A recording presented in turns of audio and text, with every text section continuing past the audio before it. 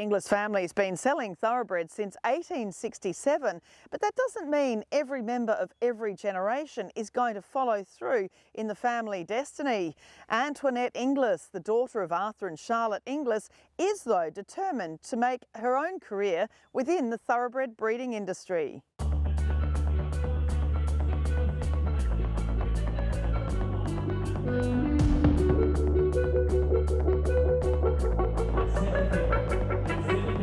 Antoinette, we're here obviously, Inglis Chairman's Sale is where we're filming, and you're going to be doing some of the signing up. Explain what your role is tonight for a sale where we see so many, hugely interesting people around the room. It must be a buzz to be actually signing their names for these horses that are worth so much to so many. Yeah, definitely. The sign-up process is it's a very quick job, but it's very important because if it's not done right, obviously the horse isn't sold. It's pretty exciting being there and getting to see all the horses go through. Feeling the atmosphere is another thing that's really great to be a part of, and it's great seeing where the horses end up and congratulating the buyers.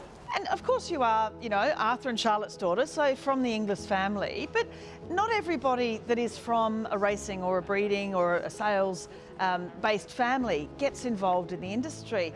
Can you sort of describe what it is that makes you want to work within the thoroughbred breeding industry? I've worked a few jobs in the industry now, doing yearling prep and breeding season and racing stables, and I've really come to love the process, what it takes to bring a horse up from a foal to a yearling, and then from being yearling, seeing them on the track.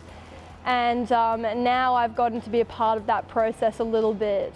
I've really enjoyed it. Yeah, I can't wait for that to be a part of my life every year, to see horses come through the system. I really enjoy that.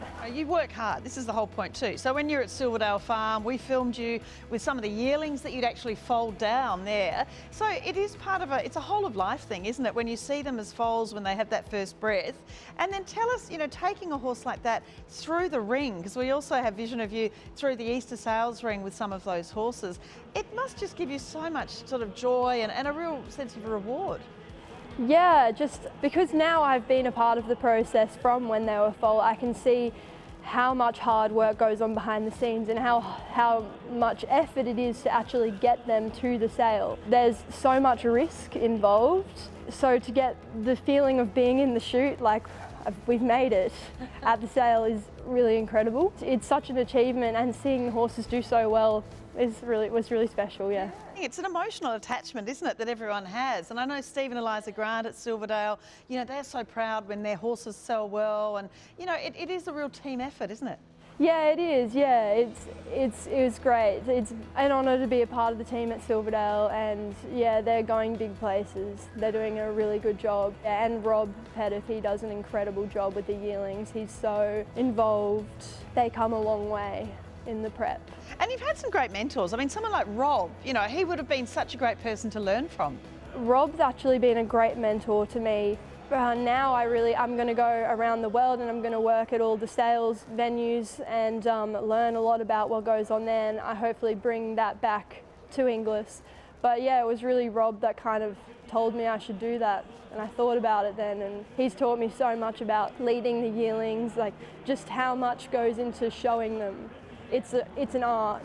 Rob does an incredible job. Steve's very lucky to have him, and Rob's very lucky to have Steve. So they're a great pair. They're a great team. And it's a bit like the Inglis team too. I mean, here with Sebastian Hutch, I know you've learned a lot from him. Tell us some of the things he sort of helped with in particular to to help you as a younger person coming through the industry. Well, yeah, Sebastian is really good at giving time to the younger people that start at Inglis, and I've gone around and looked at yearlings with Sebastian, and he does a really good job of teaching. He explained to me how he looks at yearlings. He has a process that he looks at yearlings, and he makes sure that there's no variation between horses. When he looks at them, he tries to keep it all very much the same. I love taking notes, and I keep the books when I take notes on them, and coming back to them when maybe they're going well on the track and seeing what I wrote down and noting that for the future, what I thought of that horse when it was just a yearling. Another thing Sebastian sort of encourages is keeping notes on people you meet. Tell us about that. That's Oh fascinating. yes, that's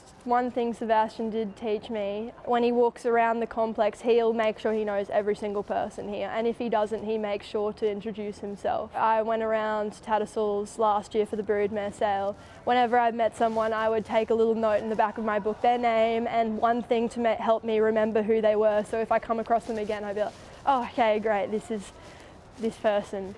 Rather than going and doing necessarily a course, you'd rather get out there and get working, I guess. I've got a job in England. I start there in August. I'm going to do the yearling, the sales season over there, with a small farm called WH Bloodstock. I'm very excited to be part of their small team.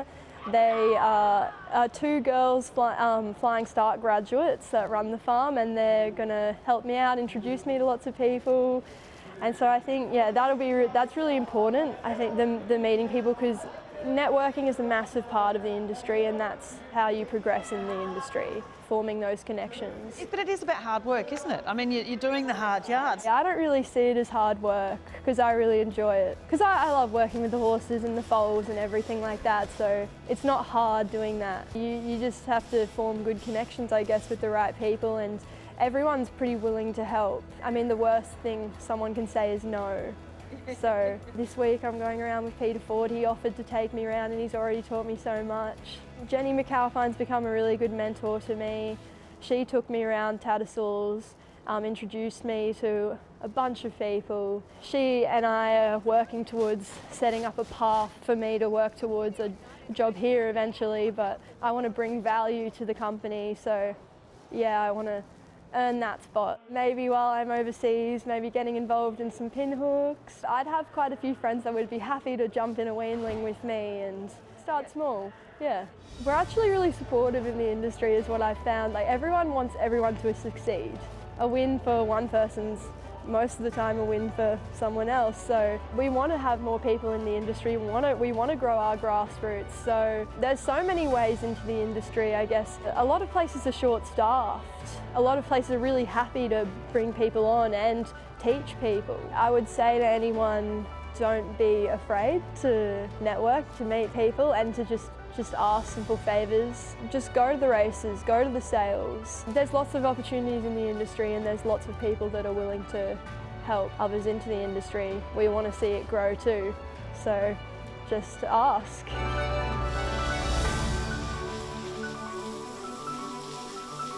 Hold